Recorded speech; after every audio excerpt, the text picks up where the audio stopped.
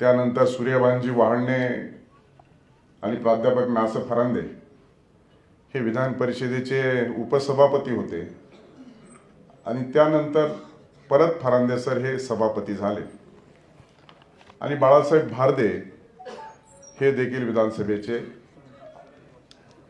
अध्यक्ष होते।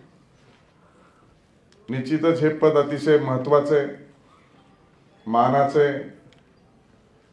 आणि म्हणून मला असं वाटत होतं की या पदासाठी माझी नेमणूक होत असताना निश्चित सगळ्यांच्या मनामध्ये चर्चा होती, विचारही होते आणि म्हणून नुकत्याच निवडणुका देखील पार पडल्या। पोपटराव पवारांनी अतिशय चांगल्या पद्धतीने त्याचं वर्णन केलं की लोकसभा आणि विधानसभा संपल्याच्या नंतर जिल्ह्यातील सगळे पक्ष एकत्रित आणून असा हा कार्यक्रम आपण आयोजित केला आहे आणि एक चांगला त्याच्यातून संदेश देण्याचं काम देखील केलेलं आहे। आणि म्हणून मला निश्चितच माझ्या आणि माझ्या सर्व कार्यकर्ते, पदाधिकारी आणि नेत्यांच्या कर्जत जामखेडमधील लोकांच्या मनामध्ये शल्य होतं की आपला पराजय झाला आणि म्हणून निश्चित पराजय झाल्याच्या नंतर सगळ्यांना दुःखही झालं। परंतु ज्या वेळेस मी सभापती झालो अनेक पदासाठी चर्चा झाली, पण कर्जत जामखेडचा भूमिपुत्र म्हणून यशस्वी जरी झालो नाही तरी अहिल्यानगरचा सुपुत्र म्हणून महाराष्ट्रामध्ये मी यशस्वी झालो। आणि निश्चितच मला पद मिळत असताना आमचे राजेंद्र तात्या फाळके आमचे खास विशेष स्नेही विरोधक, त्यामुळं ते म्हणाले की जेव्हा केव्हा पराजय होतो तेव्हा मोठी संधी प्राप्त होते। मग काही पराजय झालेला तर त्यांना माहित नाहीत, पण मी 2002 साली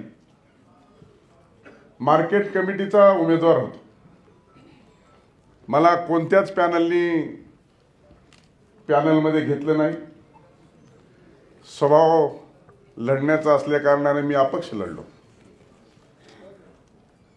मी 2 मतांनी जिंकलो,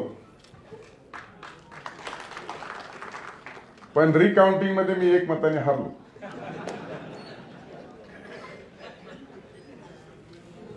कारण अपक्षाला गाजावाजा करायला, बोबाटा करायला, दबाव आणायला पाठीमागे कोणीच नाही। ज्याचा उमेदवार निवडून येण्याचा होता ते जोरात होते आणि ज्याचा लांब डिपॉझिट गेलं होतं त्याला तो म्हटला आम्हाला काय करायचं। पण मी ज्या दिवशी 2002 साली कृषी उत्पन्न बाजार समितीचा उमेदवार म्हणून पराजित झालो त्याच दिवशी मी तालुक्याचा नेता झालो। आणि म्हणून तात्या म्हटले, तात्या हा फक्त तुमच्या माझ्या लढाईत झालेलाच तुमचा प्रसंग लक्षात राहिला। 19 ला पराजय झालो, विधान परिषदेचा आमदार झालो। 24 ला पराजय झाल्याच्या नंतर सभेच्या आणि विधान परिषदेच्या दोन्ही सभागृहाचा सुप्रीम पॉवर विधान परिषद किंवा विधिमंडळाच्या परिसरामधली सुप्रीम पॉवर जी आहे त्या चेअरवर जाऊन मी बसलो। लोक म्हणले देवाचं काही खरं नाही, पण माझी अपार आणि नितांत श्रद्धा आहे देवाचं अर्धवट जरी खरं नसलं तरी देवाभाऊचं पूर्ण खरं झालं। त्यामुळं नेतृत्वाच्या प्रती श्रद्धा आणि निष्ठा असली की अडचण येण्याचं कारणच नाही। आणि म्हणून 19 ला जरी हारलो तरी मंत्रिपदाच्या चर्चेत होतो। 24 ला हरल्याच्या नंतर देखील मंत्रिपदाच्या आणि प्रदेशाध्यक्षाच्या आणि सभापतीच्या चर्चेत होतो। याच संकुलामध्ये विद्यमान प्रदेशाचे अध्यक्ष बावनकुळे साहेबांनी सांगितले आढावा बैठकीमध्ये की राम शिंदेच अध्यक्ष होणार होते पण मी अध्यक्ष झालो। माझ्या जिल्ह्यात येऊन अशी कबुली त्यांनी दिली आणि 14 पासून 24 पर्यंत प्रदेशाध्यक्षाला नाव चर्चेत आहे। पण कोणतंही पद मला मिळताना सहजासहजी मिळत नाही. मी 22ला आमदार झाल्याच्या नंतर त्याच दिवशी महाविकास आघाडी सरकार कोसळलं आणि महायुतीचं सरकार आलं आणि निश्चितच तात्काळ बहुमताच्या जवळ होतो आम्ही आणि मी मंत्री होणार, सभापती होणार, काहीतरी होणार. पण सभापती व्हायला 2.5 वर्ष लागले. कारण कोणतीच गोष्ट सहजासहजी मिळत नाही हे माझ्या पत्रिकेत लिहिले असं वाटतं. त्याचं कारण तुम्हाला मी 2004चं सांगितलं आणि निश्चित स्वरूपामध्ये मी तालुक्याचा अध्यक्ष पक्षात काम करायला लागल्याच्या नंतर 4 वेळा इच्छुक होऊन मी मला पक्षाचा अध्यक्ष होता आला नाही. मी 4थ्या वेळेस अध्यक्ष झालो. 96 साली 97 साली मी पंचायत समितीची निवडणूक लढवली मानपत्रामध्ये, आता आपण वाचलं. पण मी 2006 साली तालुक्याचा अध्यक्ष झालो. पण 2004 पर्यंत मला कुठलंही पक्षाचं पद नव्हतं.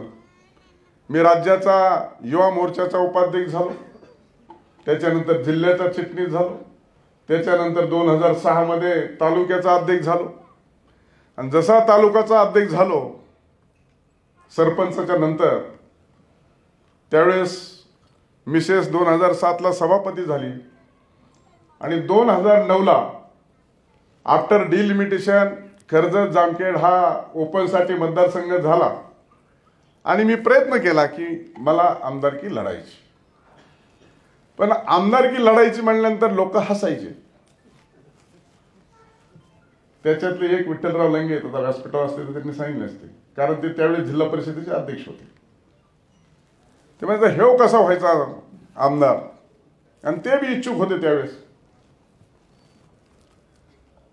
पण मला तिकीट मिळालं. कैलासवासी नेते आमचे गोपीनाथजी मुंडे साहेब काही झालं तरी म्हणले राम शिंदेला तिकीट द्यायचंय. मला तिकीट दिलं. जसं मला तिकीट दिलं तसे अख्खे माणसं पक्ष सोडून गेली. आमच्या बरोबर पक्षातले माणसंच राहिले नाही. पण मी जिंकलो.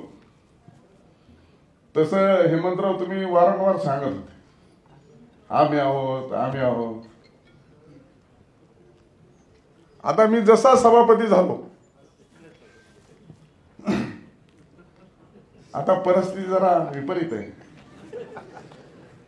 आता सोडून जाण्यासारखी परिस्थिती नाही आहे, कारण मी सर्वोच्च पदावर आहे. मी दोन्ही सभागृहाच्या सभेचा मी पती आहे,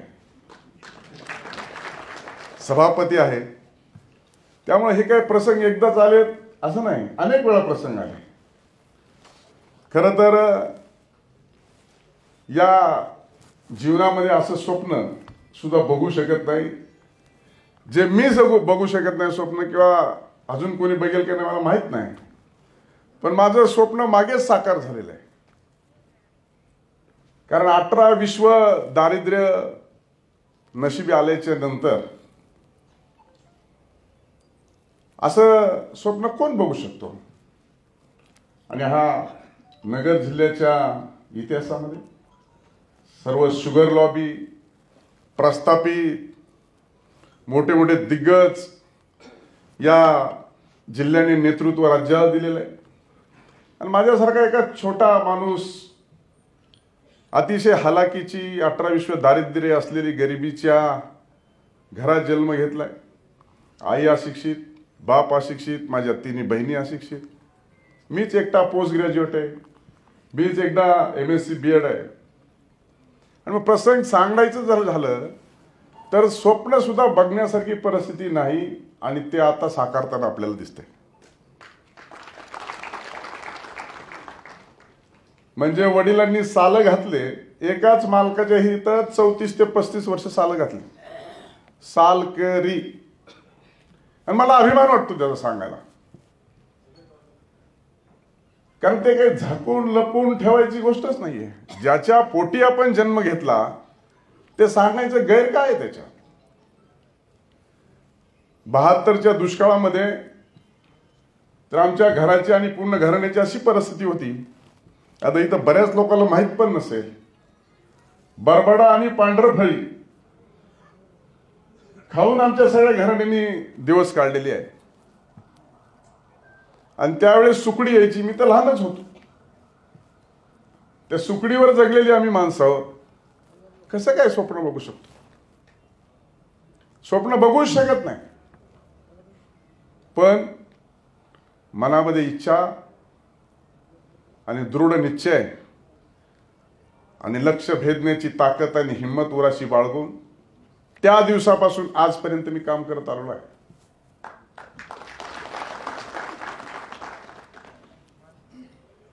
काही प्रसंग तर असे आहेत, काही मोजकेच प्रसंग सांगेल.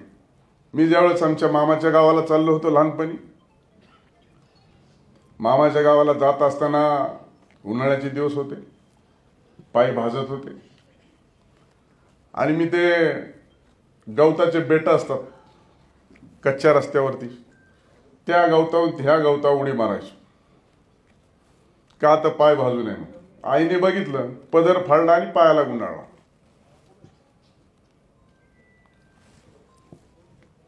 त्याच्यामुळं गरिबी काय असते हे जवळून पाहिले. आणि निश्चितच या गरिबीच्या संदर्भामध्ये विचार करत असताना ज्यावेळेस अशा सगळ्या प्रसंगाला आपण तोंड देतो जातो, मला वाटतं माझ्या अगोदरच्या वक्त्यांनी देखील सांगितलं की आमच्या डोक्यात कधी सत्ता गेली नाही. त्याचं कारण मी हे विसरलो नाही आणि विसरायची अजिबात शक्यता नाही.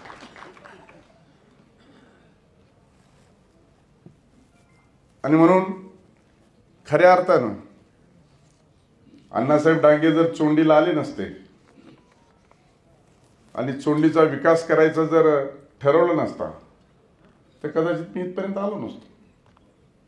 1995 साली मनोहर जोशी आणि उपमुख्यमंत्री गोपीनाथजी मुंडे साहेब आले, ग्रामविकास मंत्री म्हणून अण्णासाहेब डांगे आले. मी नुकताच पोस्ट ग्रॅज्युएट झालो होतो, चोंडी विकास प्रकल्प हाती घेतला होता आणि अतिशय चांगल्या पद्धतीने काम करणारा, पळणारा, धावणारा, सकारात्मक कार्यकर्ता एक तरुण त्यांच्या नजरेमध्ये भरलो. आणि त्यांनी मला सांगितलं की तुला हे करायचंय. मी का करायचंय, कशासाठी करायचंय, याच्यातून काय होणार आहे, मी शिक्षण घेतलंय, माझ्या शिक्षणाचं काय होणार आहे, काही विचार आचार न करता मी धावत आणि पळतच राहिलो. त्यानंतर सरपंच झाल्याच्या नंतर अतिशय बिकट परिस्थिती निर्माण झाली आणि मला असं वाटलं की पुण्यश्लोक अहिल्यादेवी होळकरांना त्यांच्या माहेरच्या कुळात दुसरा कुणीच सापडला नाही, मीच सापडलो का? पोस्ट ग्रॅज्युएट होऊन सुद्धा मलाच या कामाला लावलं, माझ्यावर किती बिकट परिस्थिती आली, असा माझ्या एकदा मनामध्ये प्रश्न आला. पण बघा परिस्थिती कशी आहे. पुण्यश्लोक अहिल्यादेवी होळकरांचं त्रिशताब्दी जन्मवर्ष आहे. त्यांच्या माहेरचा कुळातला महाराष्ट्राच्या राज्यात सर्वोच्च पदावर जाण्याचा मान स्वातंत्र्य उत्तर काळात पहिल्यांदा मिळाला. आणि देशात धनगर समाजाला हा पहिल्यांदा मान मिळाला संविधानिक आणि पीठासीन अधिकारी म्हणून. 7 तारखेला या देशाचे पंतप्रधान, राष्ट्रपती, गृहमंत्री, उपराष्ट्रपती यांना 6 आणि 7 ला आता मी भेटायला जाणार आहे. त्यामुळे कधी कोणचं स्वप्न न बघितलेला माणूस आणि कधी बारीक मधल्या बारीक माणसाला मी कधी विसरलो नाही. माझा एक दलित समाजातला, माझं 1 वर्ष शाळा सोडली, कॉलेज सोडलं, त्यावेळेस एक माझा दलित समाजातला एक मित्र झाला, गावातलाच. नेमका या निवडणुकीच्या काळात तो एक्सपायर झाला. सकाळीच त्याला अटॅक आला आणि गेला. मी तिथंच त्याच्या घरी गेलो, तासभर रडत बसलो, निवडणूक सोडून. त्याच्यात थोडासा डोक्यावर परिणाम झाला होता. कधी माझी गाडी पळत चालली घरातून की तो आडवा यायचा. गृहमंत्री झाले होते, त्याला वाटलं हे वेडा माणूस हल्लाच करतोय मंत्र्यावर. मीच उतरून पळालो, त्याला म्हणलं सोडा सोडा सोडा. कारण त्याचा माझ्यावर जो जीव होता तो महत्वाचा होता. त्यामुळे मी माझ्या लहानपणापासून आतापर्यंत कोणालाही कधी विसरलो नाही. परवा देखील रवी भवन मध्ये आम्ही जेवायला गेलो, बंगला मिळाला. माझ्याबरोबर शहाजीराजे होते वाटतं. तर एक दसपुते नावाचा ग्रहस्थ तिथं होता, आता सेक्रेटरी आहे. तो म्हणला, मी साहेब सेक्रेटरी दसपुते. म्हणलं मी तुम्हाला ओळखतो, तुम्ही नगरला एक्झिक्युटिव्ह इंजिनियर होते. म्हणलं ना. 26 वर्षानंतर त्याला मी ओळखलं. आणि म्हणून कधी कोणाला मी असं आकस मनामध्ये काही ठेवलंय असं कधी काही केलं नाही. या सर्वोच्च पदावर जात असताना नक्कीच आपल्या सर्वांच्या आशा आणि अपेक्षा आहेत. ओगले साहेबांनी सांगितलं की उजवी बाजू आणि डावी बाजू, सत्ताधारी पक्ष आणि विरोधी पक्ष, आणि मला त्या पदावरती नेमणूक दिलेली आहे. मी जिथे जाईल तिथं माझं स्थान निर्माण करणारा माणूस आहे. लोकांना डवचाडवची करत किंवा लोकांचा पाय ओढत ही काही माझी प्रवृत्ती राहिलेली नाही आणि पुढे आता राहण्याची आवश्यकता नाही. त्यामुळं खऱ्या अर्थानं महाराष्ट्राच्या विधान परिषदेमध्ये निर्मिती झाल्याच्या नंतर मी 15वा सभापती आहे. या 15 सभापतीचा इतिहास आहे की बिनविरोध अनेक निवडणुका झाल्या.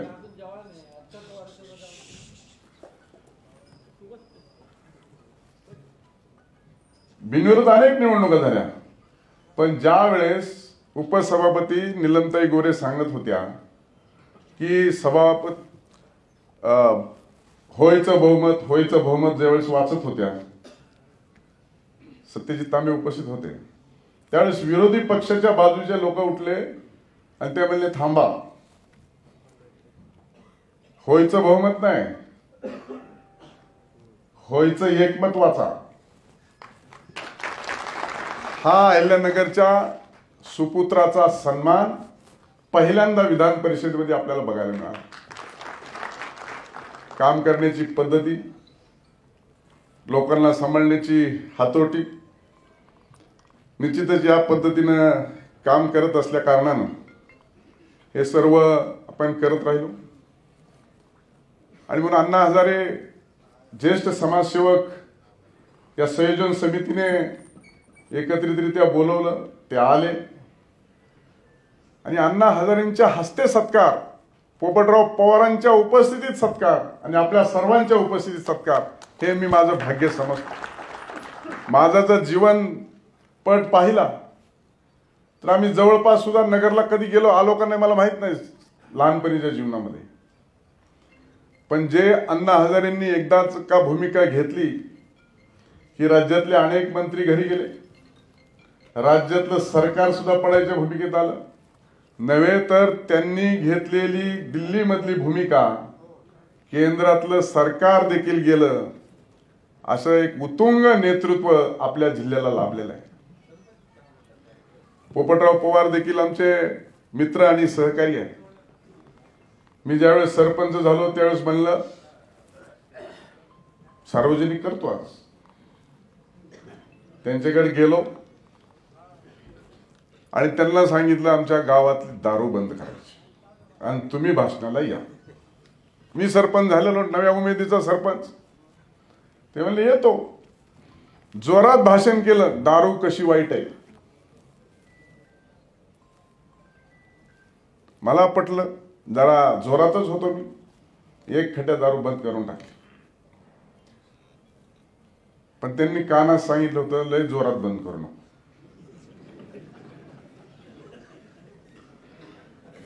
मी म्हणलं आता करून तर टाकली, आता कसं होतंय बघतो चालू. दारू बंद करून टाकली. गावातली दारू बंद केली. परिणाम असा झाला, मला संत गाडगे बाबा पुरस्कार देखील मिळाला मी सरपंच असताना. दारू बंद केली. आजही गावामध्ये विकास केलेला जो आहे, काही झाडं लावले, काही गटर केले, ते मीच केलेली आहे 2000 ते 2005च्या दरम्यान. परिणाम असा झाला की मी 2005 ला माझ्या सहित माझं सगळं पॅनल पडलं. तेव्हापासून कानाला खडा लावलाय मी. जे लोकाला भावेल आणि जे लोकाला चालेल तेवढं प्रामाणिकपणे करायचं. ज्या गावासाठी नोकरी सोडली, ज्या गावाचं नाव माझ्यामुळे तर नाहीच, पण मी एक त्यातला दुवा होतो. राज्य सरकारने अहिल्यादेवींचा जन्म त्या गावचा, परंतु कोणची तरी एक सकारात्मक व्यक्ती त्याला काम करायला मध्यस्थी असावी लागते, तो मी होतो. पण तिथं देखील माझा पराजय झाला. त्यामुळे पराजय झाल्याने मी काही खचून गेलो नाही, पण कार्यकर्ता निराश झाल्याने मात्र मी लय खचलो. त्याच्यामुळे गावाकडे गेलो नाही, वेळेस उशिरा गेलो. आणि म्हणून मी पहिल्यांदा शब्द वापरला की कर्जत जामखेडचा भूमिपुत्र जरी हरला असला तरी अहिल्यानगरचा सुपुत्र राज्यात जिंकला. 288 आमदार हरलेत, 2 नंबरवाले, म्हणजे नंबर 2 क्रमांकावर असलेले, आणि अजून 3-4 हजार होते ते तर पराजय झालाच झाला. 288 मधला एकच आहे मी पराजय होऊन देखील सर्वोच्च पदावर आहे. राज्यातलं उदाहरण. मत तरी कार्यकर्त्यांनी, पदाधिकारी, नेत्यांनी, जनतेने प्रेम तरी किती करावं. 1,26,433 मतं मिळाले. हे मत 288 आमदारांच्या पैकी 197 आमदारापेक्षा जास्त आहे निवडून आलेल्या. त्याच्यामुळं तांत्रिक बाबीवरती जे काही झालं ते बघितलंय आपण. ते बघूया काय काय करायचं. त्याच्यात सगळ्या गोष्टी आहेतच आपल्याला संविधानाने अधिकार दिलेले. आणि मग या संविधानिक पदावर बसल्याच्या नंतर जो कायदा तयार होतो, जे कायदे मंडळ आहे, जे विधिमंडळ आहे, मी जे काही मागच्या दिवसामध्ये अनुभवलं, जो कायदा चांगल्या, हे सर्वोच्च सभागृह आहे. विधानसभेमध्ये कायदा पारित झाल्याच्या नंतर तो विधान परिषदेमध्ये येतो आणि तो विधान परिषदेमध्ये सर्वानुमते बहुमताने मान्य झाल्याच्या नंतर तो गव्हर्नरच्या सहीला जातो आणि त्याचं कायद्यात रूपांतर होतं. आणि म्हणून त्या कायद्यावर जर सेकंड लास्ट साईन कोणाची असेल तर ती सभापतीची असते. मला त्या दिवशी कळलं. आणि मग सभापतीचा प्रोटोकॉल का मोठा, तर पोलीस आणि कोर्ट जे विधिमंडळात कायदे होतात त्या कायद्याची अंमलबजावणी करणारे ह्या 2 एजन्सी आहेत.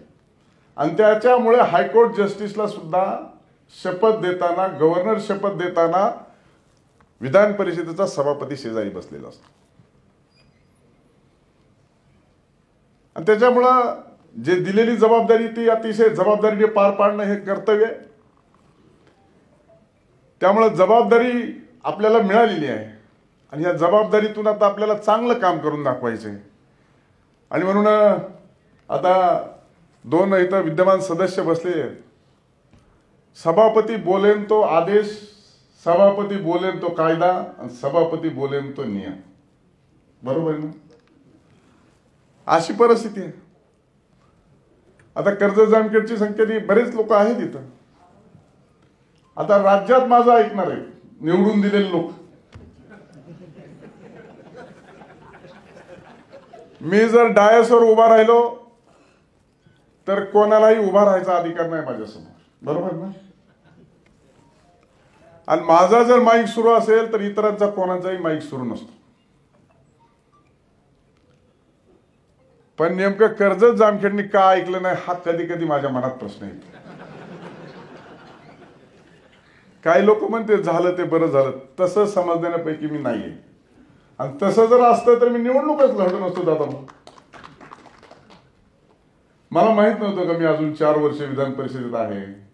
मला माहित नव्हतं का मी प्रदेशाध्यक्ष किंवा सभापतीला ड्यू आहे आणि सरकार आलं तर मंत्री होऊ शकते. मला माहित होतं.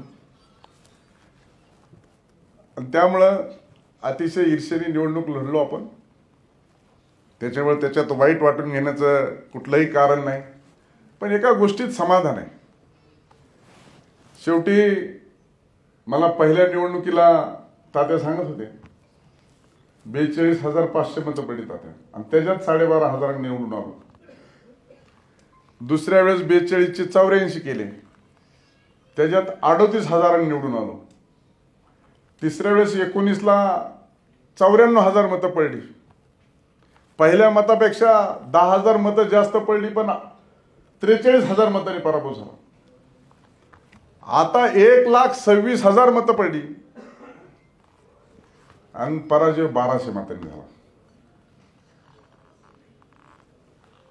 आणि म्हणून मताची संख्या वाढते.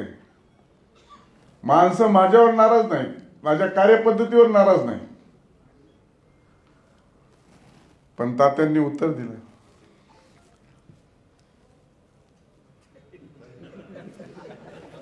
मतदारसंघात कुणी सापडलं नाही, जिल्ह्यात कुणी सापडलं नाही, बाहेरून योजना आणली. कुणाला सुख आणि समाधान नाही.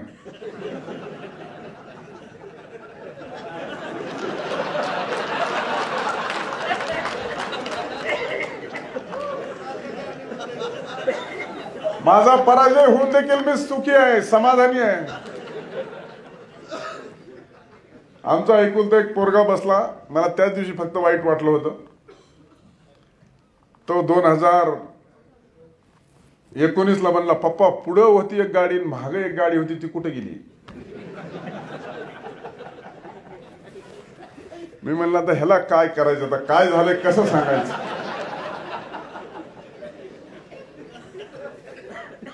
मी त्याला नागपूरला गेल्यानंतर ते आसनावर बसवायची होती दिवस, त्या दिवशी त्यांना बोललो होतो. त्याला ध्यान करून सांगितलं, पुढं बघ गाडी आहे का, आता मागे पण एक आहे. आपल्या गाड्या परत आणल्या आपण.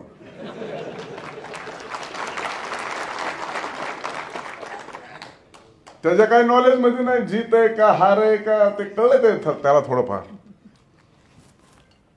पण शेवटी निवडणूक ही निवडणूक असते. त्याच्यामुळं सरपंचापासून इथपर्यंत आलो. मी तुम्हाला सांगितलं की मी ज्या पदावर जातो त्या पदावरती माझं स्थान निर्माण करतो. देवेंद्रजी फडणवीस यांच्या मंत्रिमंडळामध्ये मी एकमेव मंत्री असा आहे की तो राज्यमंत्र्याचा मंत्री झाला. दुसरा राज्यमंत्र्याचा मंत्री झाला नाही. मी एकमेव आहे. त्यामुळे आपण आता या जिल्ह्याच्या राजकारणामध्ये कोणी काय म्हणतं, राम शिंदेला काय आता ते खूप हायकोर्ट सारखं असतं, पक्षाचं बोलताच येत नसतं, ते मिटिंगलाच येत नसतात, ते काही सांगतच नसतात, सगळं जमतं. तुमच्या माहिती सांगतो, मी सांगेल तो आदेश आणि बोलेल तो कायदा आहे, म्हणजे काय जमत नसतं. आणि माझा CR लिहायचा कोणाला अधिकार नाही. आहे का कोणाला अधिकार? लिहिलं तर नेतृत्व, ते पण चुकल्यावर लिहिणार. आता ह्याच्यात काय चुकतंय का? काहीच नाही चुका. त्यामुळे सगळं जमतं आपल्याला, जमत असं काही नाहीच आहे.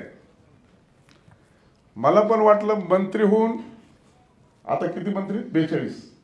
25 फेब्रुवारीला पूर्ण ऑफिस तयार होईल, जे की त्या विधिमंडळाच्या प्रिमायसिस मध्ये किंवा त्या बिल्डिंग मध्ये सर्वात मोठं ऑफिस हे सभापतीचं आहे. कारण सभापतीकडे मुख्यमंत्र्यासहित सगळ्यांना मिटिंगला यावं लागतं, त्याच्यासाठी ते मोठं ऑफिस आहे. बाकीचं काही सांगत नाही. एवढं मोठं ऑफिस आहे. आणि दादा भाऊ बंगला कोणता आहे माझा? ज्ञानेश्वरी.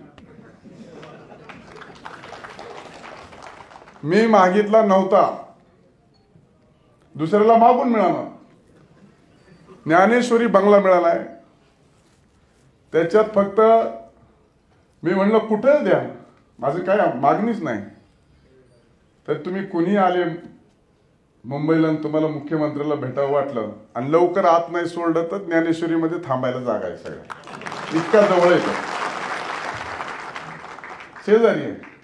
नगरवाल्या साऱ्यांनी जी काही गेटवर वाट बघायची गरज नाही. आपल्या शेजारी बसा, चहा पाणी नाश्ता घ्या, आणि अपॉइंटमेंट मिळाली की जावं, असा माननीय मुख्यमंत्री देवेंद्रजी फडणवीस साहेबांनी आपल्याला बंगल्याची व्यवस्था केली.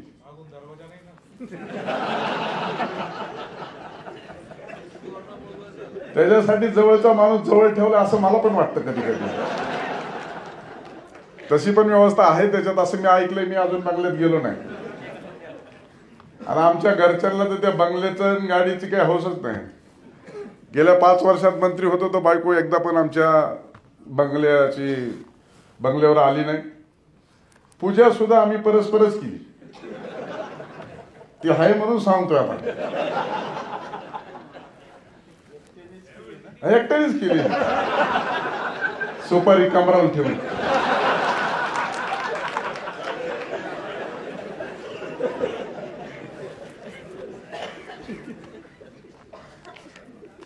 त्यामुळे निश्चितपणे आपल्या जिल्ह्याचं नामकरण अहिल्यानगर झालंय.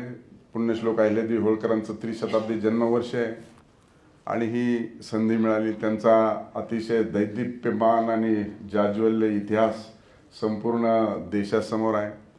त्यांनी त्या कालखंडामध्ये धर्म आणि मंदिराचा जीर्णोद्धार, धर्म वाचवण्याचा आणि मंदिराचा जीर्णोद्धार करण्याचं काम अतिशय जोमाने केलं. काशी विश्वेश्वरापासून 12 ज्योतिर्लिंग असतील, सर्वांचं काम केलं.